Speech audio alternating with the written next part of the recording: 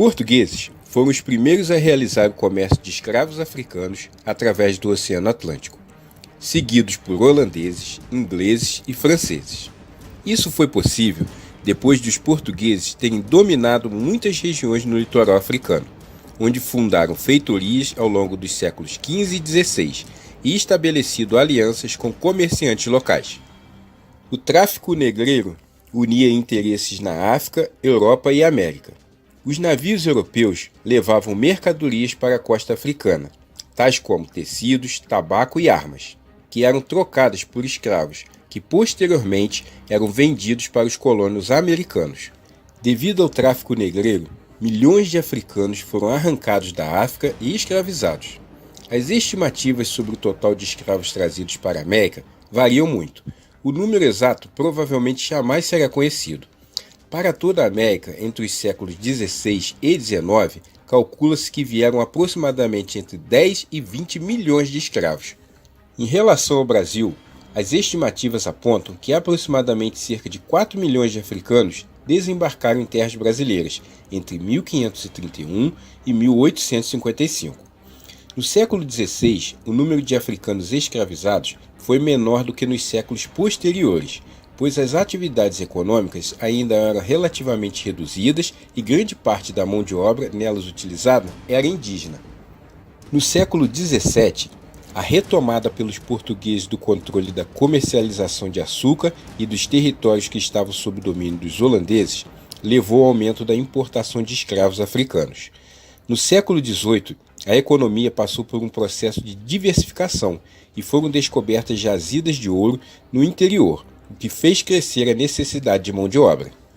O tráfico negreiro foi legalmente extinto no Brasil em 1850, mas continuou como contrabando até por volta de 1855. Nesse século, a importação de escravos africanos foi ainda mais intensa do que nos anteriores e se destinava a abastecer principalmente a lavoura de café, que se expandia pelo sudeste do país. As primeiras capitanias do Brasil que receberam escravos africanos foram Bahia e Pernambuco, locais onde a produção de açúcar mais prosperou. Ao longo do século XVII, o tráfico de escravos chegou a ser mais lucrativo para a metrópole portuguesa do que o próprio comércio do açúcar. Depois de aprisionados em seu continente, os africanos eram acorrentados e marcados com ferro em brasa para identificação. Eram então vendidos aos comerciantes de escravos que se estabeleciam no litoral da África e mandados para a América nos navios negreiros. Os navios negreiros saíam da África em média com aproximadamente 600 escravos, embora esse número variasse de acordo com o tipo e o tamanho das embarcações. Com medo de possíveis revoltas durante a viagem, os traficantes acorrentavam os africanos nos porões dos navios. A viagem era muito longa e cansativa. Por exemplo, de Luanda até o Recife durava aproximadamente 35 dias. Até a Bahia, aproximadamente 40 dias, e até o Rio de Janeiro, cerca de aproximadamente 2 meses.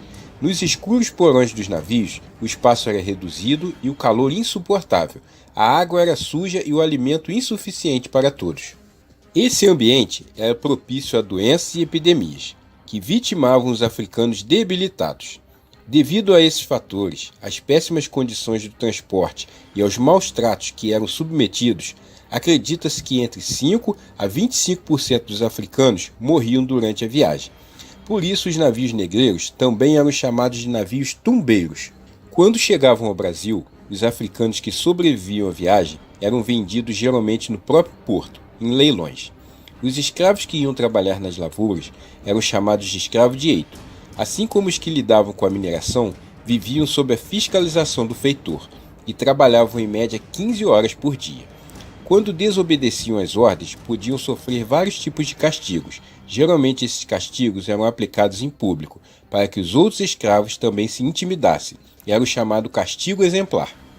O excesso de trabalho, a má alimentação, as péssimas condições de higiene e os castigos que sofriam deterioravam rapidamente a saúde dos escravos.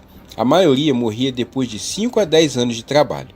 Já os escravos domésticos, escolhidos entre aqueles que os senhores consideravam mais vistosos, dóceis e confiáveis, muitas vezes recebiam roupas melhores, alimentação mais adequada e tinham um tratamento um pouco melhor. Muitos fatores distinguiam os escravos, como, por exemplo, tinha menor valor o chamado escravo boçal, que era o recém-chegado da África, que desconhecia a língua portuguesa e o trabalho na colônia.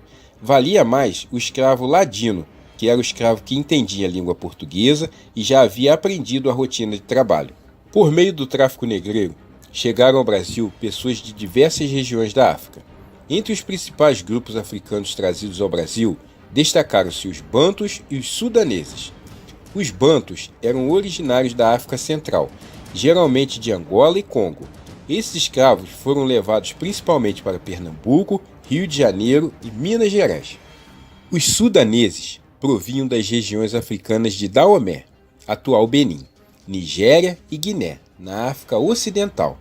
Esses escravos foram levados principalmente para a Bahia. Apesar de terem chegado ao Brasil sob as mais penosas condições, os africanos participaram intensamente da formação das vivências culturais brasileiras. Essa participação se deu por meio de um processo contínuo e marcante. Eu espero que com esse vídeo eu tenha lhe ajudado a entender um pouquinho do que foi o tráfico negreiro. Muito obrigado por você ter assistido esse vídeo, um grande abraço e fique com Deus.